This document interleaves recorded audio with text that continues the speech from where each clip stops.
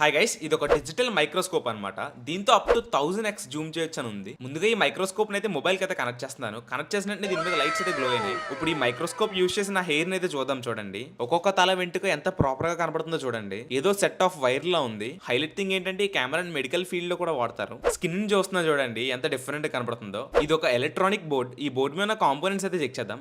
ఇక్కడ చూడండి ఒక కెపాసిటర్ అయితే ఎంత ప్రాపర్ గా కనబడుతుందో. ఇది మైక్రో కాంపోనెంట్ అనమాట.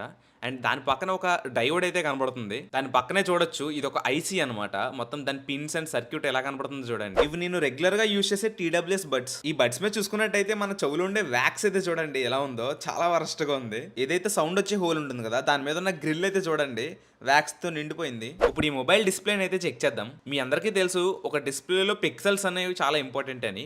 ఈ మైక్రోస్కోప్ లో చూసినప్పుడు ఒక్కొక్క పిక్సెల్ లో ఏ విధంగా కనబడుతుందో చూడండి.